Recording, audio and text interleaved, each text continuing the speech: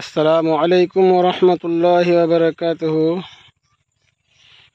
বন্ধুরা, আজকে আমাদের মুসলিমপুরের যে জমি রয়েছে হাড়ু গ্রামের দিকে দেখতে পাচ্ছেন, হাড়ু গ্রামের মিনার।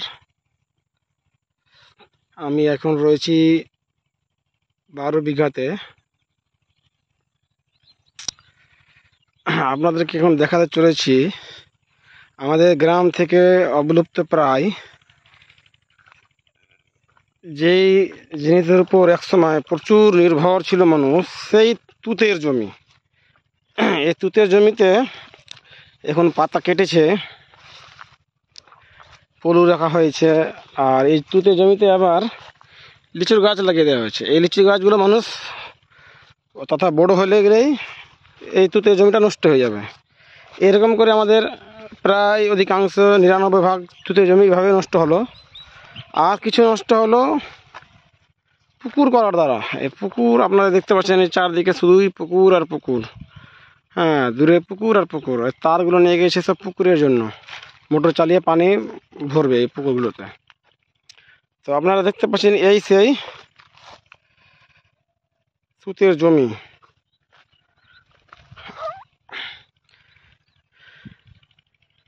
এখন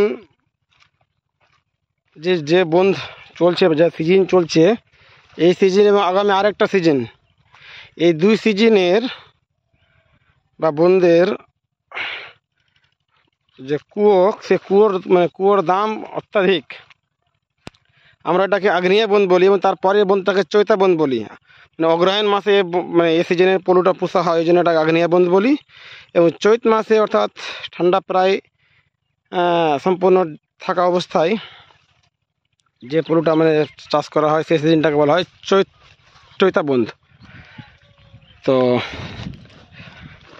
বাকি সমস্ত এগুলো তুতের জমি ছিল, এখন সব এগুলো মেরে দিয়ে এখন চাষবাস করছে।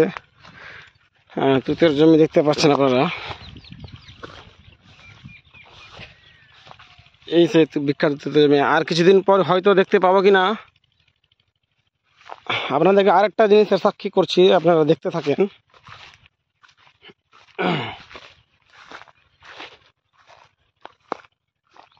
এই মাঝখান দিয়ে কাটা, এই মাঝখান দিয়ে কাটাটাকে বলা হয় কুত করা বলা হয় এটাকে। একটা শেষের দিক থেকে কাটবে, একটা মাঝখান দিক থেকে কাটবে, আবার ওই দিকটায় কাটবে।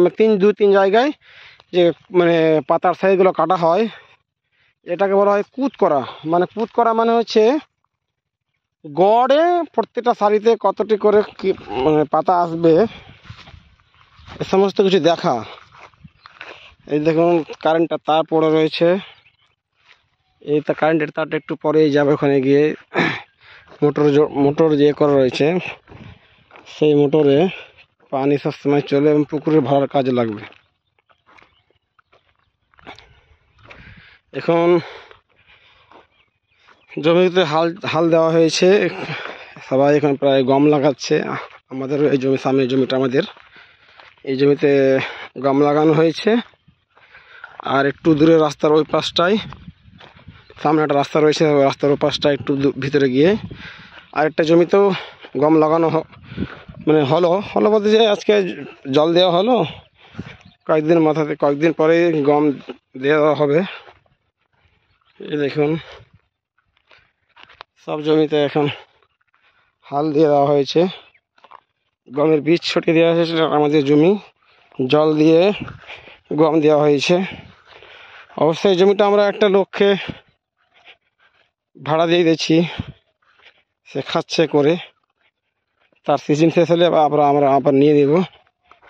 এই দেখুন কতটা দূর থেকে কারেন্টের তারগুলো এসছে, হাড়ু গ্রাম থেকে এই লাইনগুলো এসছে।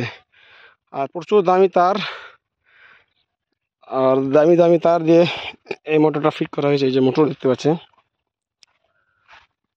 কোনো জায়গার জমির কালাইগুলো এখনো কাটা হয়নি। সমস্ত জমির কালাইগুলো কাটা হয়েছিল, কেটে গম দিয়ে দিয়েছে।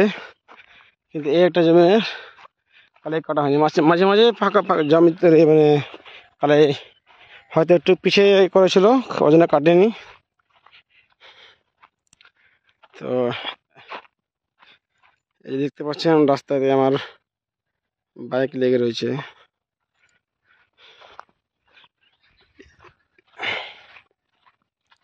এই আমি যেটাতে হাঁটছি এটাকে বলা হয় আইল বলা হয়।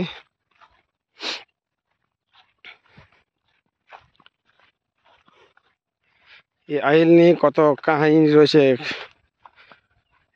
এপারওয়ালা আর ওপারওয়ালা দুপারওয়ালা আইল ছাড়তে ছাড়তে আইল কাটতে কাটতে আইলকে একেবারে সরু বানিয়ে দেয়। পুরো জমি ছেড়ে মানে এদের আইলের উপরে প্রচুর লোভ। অথচ আইলটা যদি দুজনই ভালো করে রাখে তাহলে ভিতরেকার জমিওয়ালাদের যেতে সুবিধা হয়। এই সেই রাস্তা বর্ষা সিজনে কাদা হয়ে যায়, ঠান্ডা সিজনে ঘাস জন্মে যায়।